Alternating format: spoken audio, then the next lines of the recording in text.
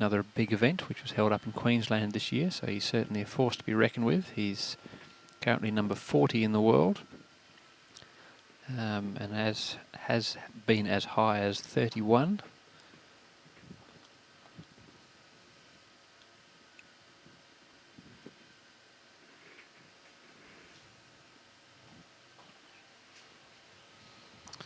He and Alison have played 11 times in competition before, Nichols having won 7 and Sharp 4.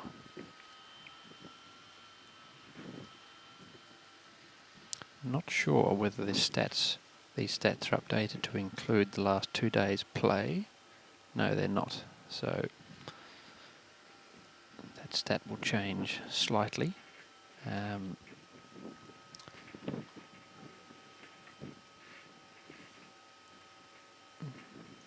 Yes, so Nichols will have now won 8 to Sharp's 4.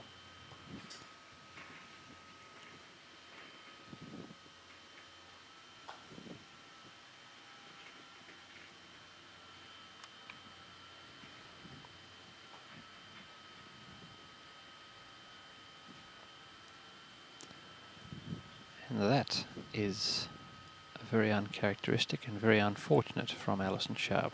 Had a very short, gentle shot, rushed it, probably didn't think about it and missed. As I was saying before, it's not necessarily the players who are most accurate over a long distance, or not necessarily the best tactically, that are the best in the world. It's the most consistent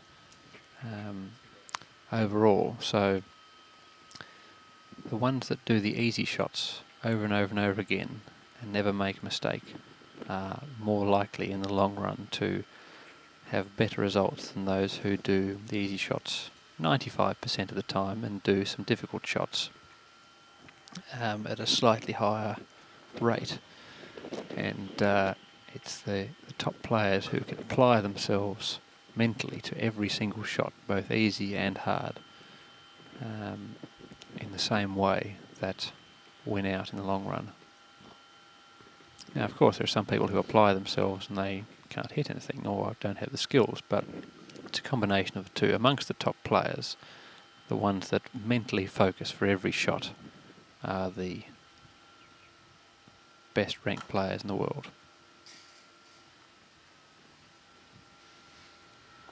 Jim Nichols there took a slightly riskier shot than some of the other options, shooting at Alison Sharp's red ball on the border. It's riskier because, although it was a shorter shot, if he misses, which he did, she has a very short shot with red to turn around and hit blue. So remember, red and yellow are a pair playing against each other, and blue and black are the opposition. So Nichols, blue and black, Sharp, red and yellow. Sharp will be playing red, and now she might try and make some hoops with red. Red's already made 9 hoops, only has 3 to go, but now that the partner ball, yellow, the back ball, has already made 6, she may choose to make those last 3 with red, if she can, and put the pressure on Jim Nichols to hit one more shot, otherwise she can finish with her second ball. Now, for those of you new to croquet, you might wonder what on earth's going on with the colourings of the balls and the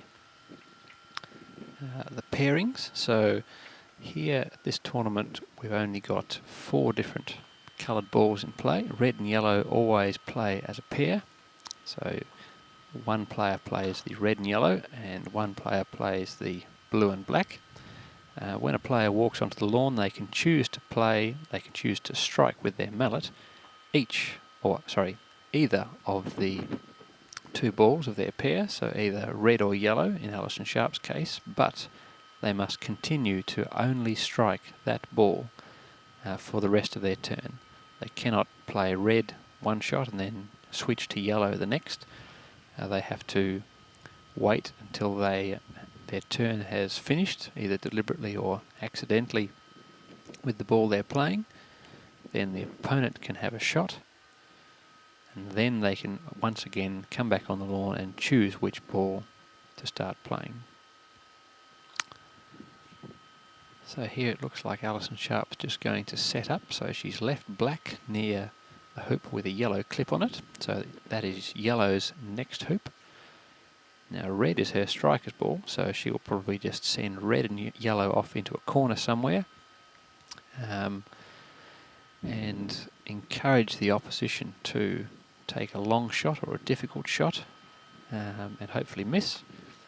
And if the opposition chooses to play that long shot with blue, then the black will be sitting there next to yellow's hoop, the hoop that the yellow clip is on, ready to use later on. Now, blue is at the bottom left-hand corner of your screen. It's most likely to be the one that is left where it is. Black is likely to play. So what Sharp will do here is set up what is called a rush. So having two balls placed on the lawn in a line so that when one hits the other, it goes straight in a particular direction. So she will try and set up a rush so that yellow can hit red to wherever she wants. Now at the moment the rush is pointing probably slightly more towards hoop 6, which is the top central hoop on your screen, compared to hoop 7, which is the one she's going for with yellow.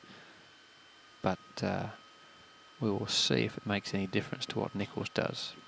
Shooting across as he is at yellow and red, he will be giving away an easy start to Sharp if he misses. It's a long shot and he just nicks it into the corner. So Nichols is now off and away. Note that he hit with the black ball, and black is on hoop 1 as denoted by the clip on top of hoop 1. And he has a ball down there already, ready to use, so it should be an easy start for Nichols. And we should see some equalising of scores. So Sharp at the moment has made 6 and 9, totalling 15, and Nichols has still only made 4 with one ball. So the correct score up there should be 15-4.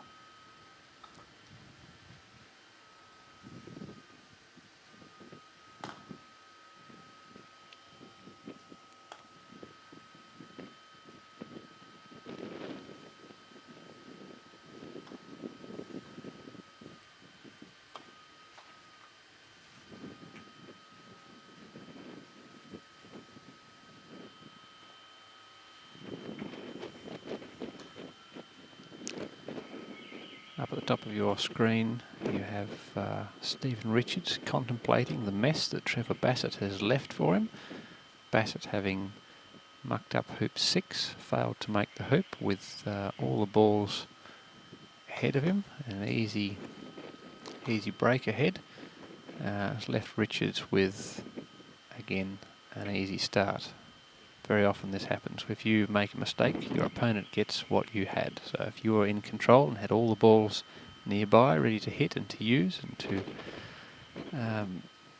accumulate shots from, then your opponent gets that too, which is the case up there. So Bassett's only made 6 hoops in total. Richards 14. Richards is in with the ball that's made 10 hoops. So he'll probably either leave the ball as having made 10 hoops and do a setup somewhere, somewhere where he makes it difficult for Bassett to get back in, and makes it easy for him if Bassett fails to get back in.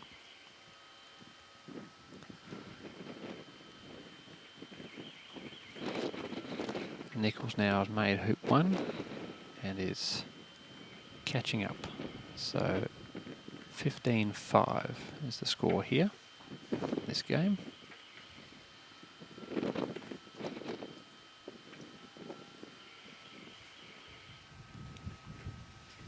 Over in lawn 1, Stephen Forster was nearly blown over by a gust of wind. As you can see, it's becoming a little bit more turbulent. Forster is playing Kevin Beard. Beard has only made 2 hoops with each ball, grand total of 4. Forster has made 9 hoops with his striker's ball now and seems to be in the middle of a triple peel, so his other ball had made 9 hoops as well. And he's in the process of knocking that partner ball through its last 3 hoops as he goes round.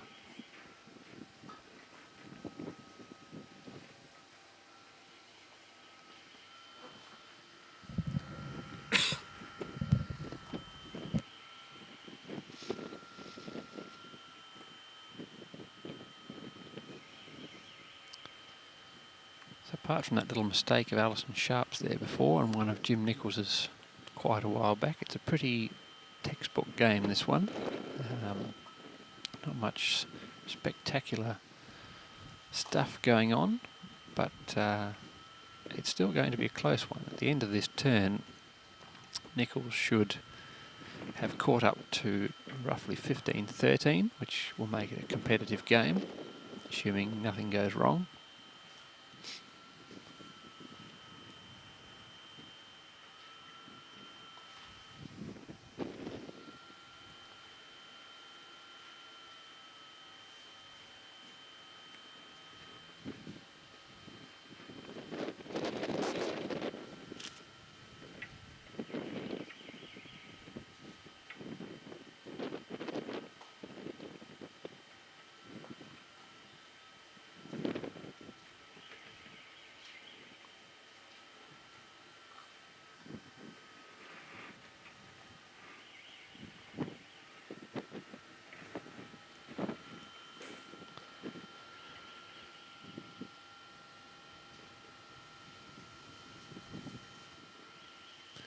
Over on lawn 4, McCormick and Ayling are still in a deadlock. McCormick has 10 hoops and Ayling has 3. Nothing's moved there for a long time. There's a lot of interaction, a lot of bad play, basically, and a few bits of bad luck thrown in. So it should still be McCormick with the edge, but Ayling's about to walk on the lawn with a 7-yard shot, so he's more than capable of hitting that. And if he does so, he'll be able to get the balls in and make a good break, if all goes well.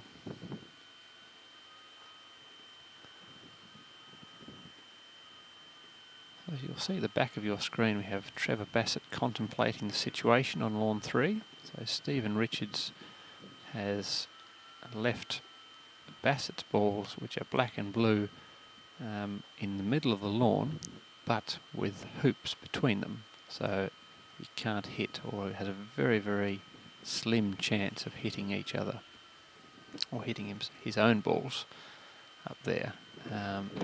So he may well be forced to shoot at Richards off in the top right-hand corner, which is a very long shot. And if he misses, gives Richards the world.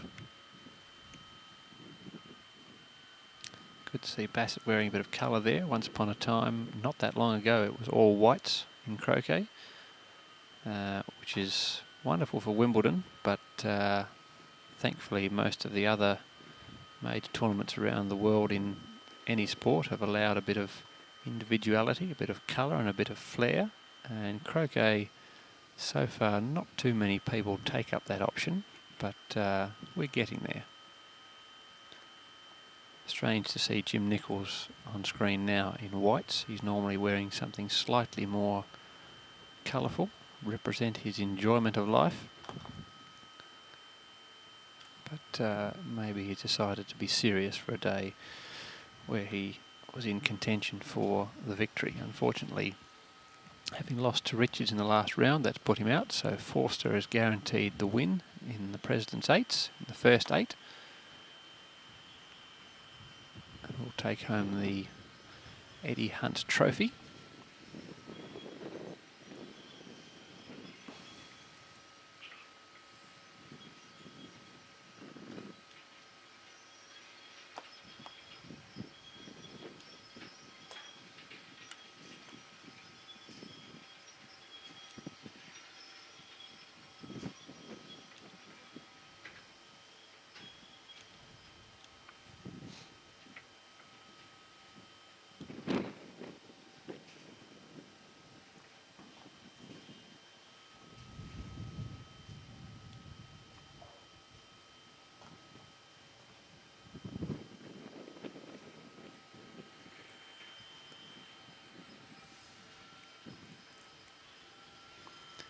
Interestingly, Trevor Bassett, who I mentioned a moment ago, is the only player in this field to have previously won the first 8's at this event. Trevor winning it back in 2003. The last 9 years have been dominated by the current world #1, Robert Fletcher, who we had chatting with us briefly early this morning. Since this event's inception in, I think it might have been 2001, none of these other players have managed to scrape a victory, although it's not for want of trying. So Stephen Forster will be very glad to add this to his trophy cabinet. Quite a comprehensive trophy cabinet already.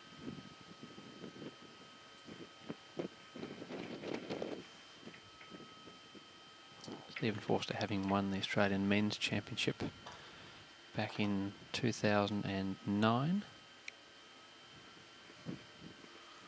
The Australian Open has eluded him though. That's something that is yet to come into his within his grasp. Also other event winners here. Dwayne McCormick, who's playing Eric Ayling up on lawn 4, is the current Australian Open Men's Champion. McCormick we saw losing to Forster this morning here on lawn 2. Bassett's also won the Australian Men's Championship a couple of times. Alison Sharp has won the Australian Women's Championship 3 times.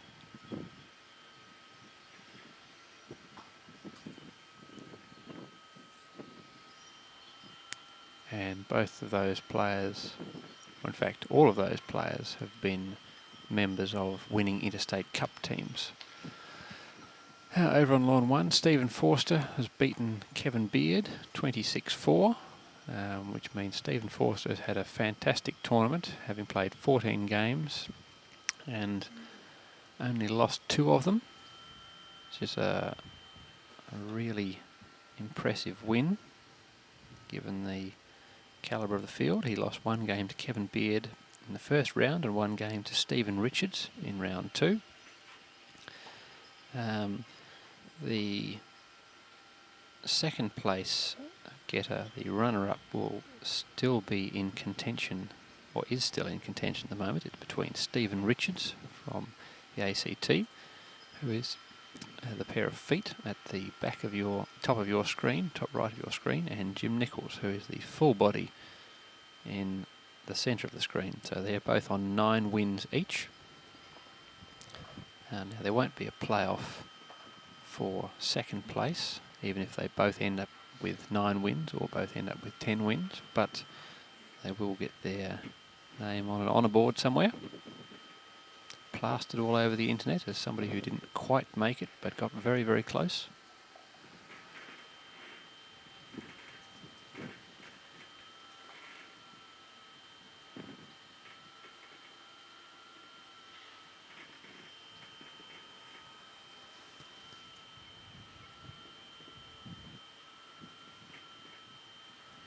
So Nichols just about to run hoop 7 here, so that'll get him up to a total of 11 hoops, so fast catching sharp.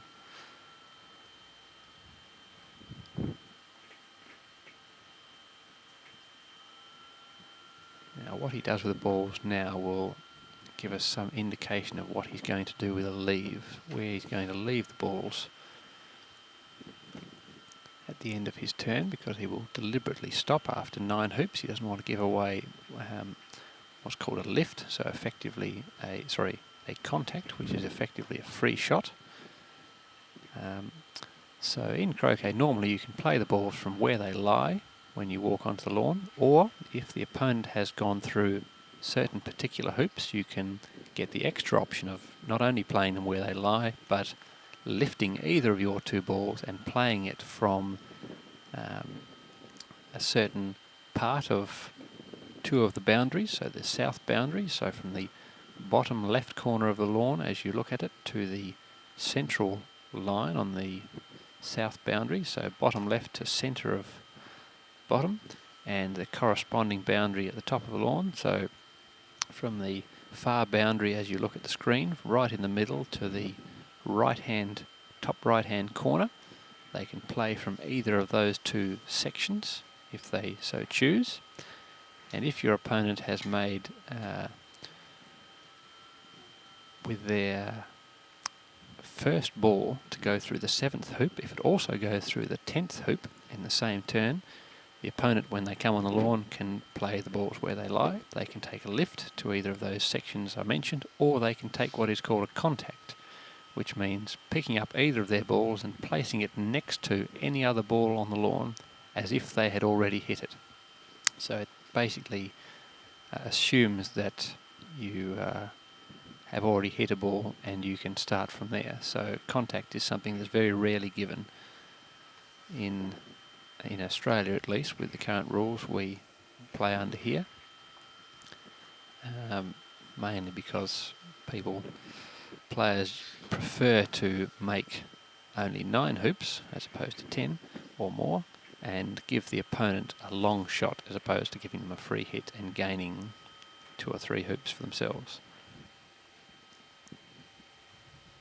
All complicated, I know, but it makes the game more interesting.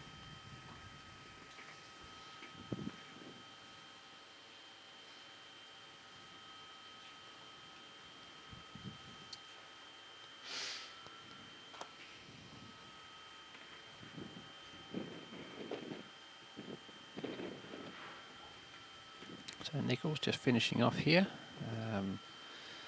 still playing black and blue, black being the striker's ball. Has 1 hit. When he hits blue, has 2 more hits. Must start from wherever the ball that you hit your striker's ball onto, in which case the blue ball here, must take the first of your 2 hits from wherever blue ended up. With the first hit, he will send black in front of the hoop, ready to go through on the second hit. And once he goes through the hoop, he may turn around and hit blue once again, or red, or yellow, or whatever happens to be within vision, and start again, leapfrogging his way around the lawn. However, this is the 9th hoop, so he will choose to stop in a moment, so he's going to arrange the balls in such a way that the opposition has a turn, has a chance, can come on the lawn and choose to play either the red or the yellow ball, but when they do so, the balls will be a long way away apart or have obstacles such as that central peg or hoops between them, forcing them into a longer shot, possibly 20 yards or more, with the hope that they'll miss that long shot, and then Nichols, blue and black, may start again with his other ball. So blue is on hoop 5 and black now on hoop 10. So hoop 5 is the one with the red paint on the top of it, the central, pretty much the centre of the screen.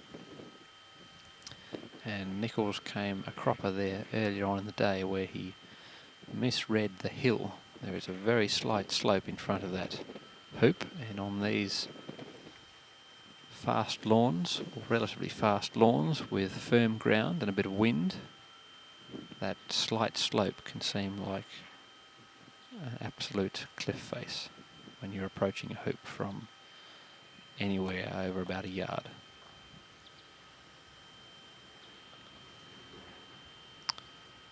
In the background there you have Stephen Richards, still endeavouring to capture 2nd place in this tournament, currently playing Trevor Bassett.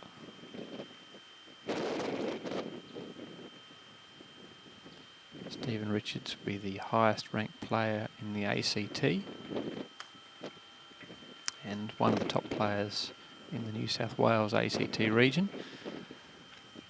Never won a major tournament here in Australia, but is a very solid performer.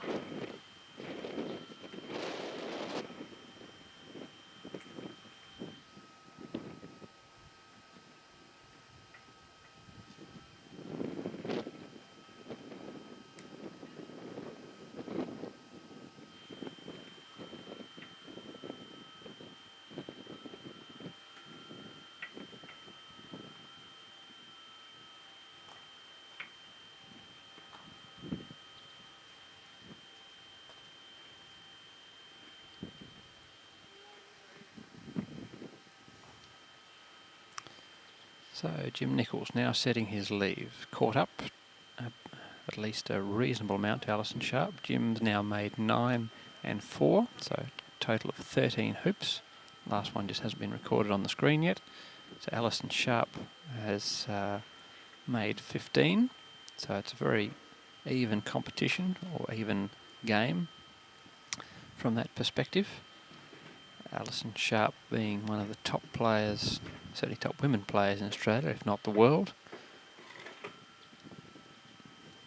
But she will have to play very well to get back into this game. Even if she's just ahead now, if she can't hit anything on this next crucial shot, then Nichols has a very large advantage.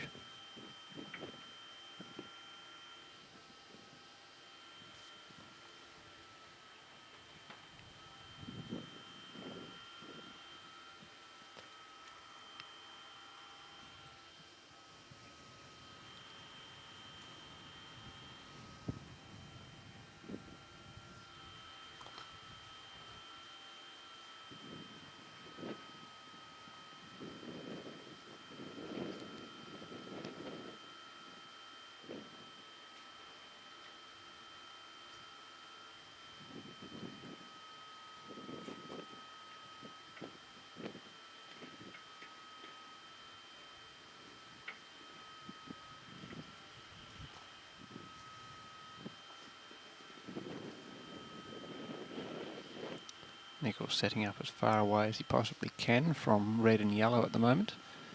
Now you might think he would go even further down the lawn, right off into that bottom corner. However, given that he made the 7th hoop in this turn, that means that Sharp, when she comes along, doesn't necessarily have to play the balls as they lie, but can pick up either of them if she chooses and play them from certain parts of the lawn, including the very centre of the south boundary, which is where she's heading now. So if you drew a line up the middle of the lawn, she can place her ball right at the bottom of that line if she wants to, and she will then take a shot from there at blue and black, which are just off the right of your screen.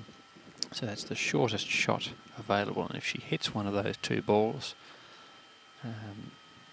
she will have the innings and have a good chance of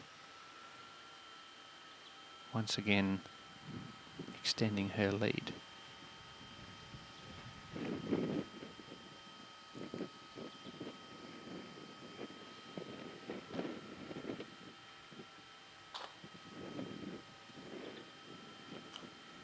And a miss. Only just though. Again across the wind, potentially a slope of the lawn there.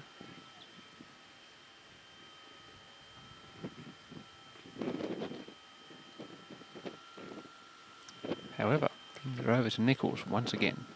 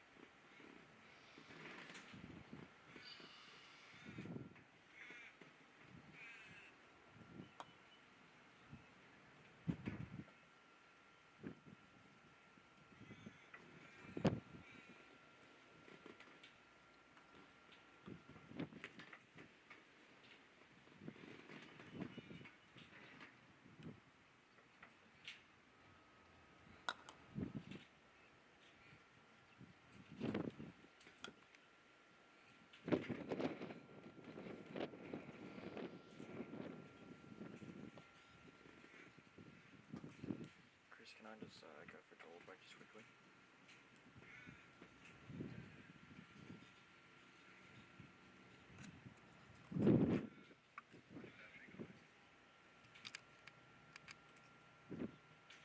$40, I'll change it when I get back.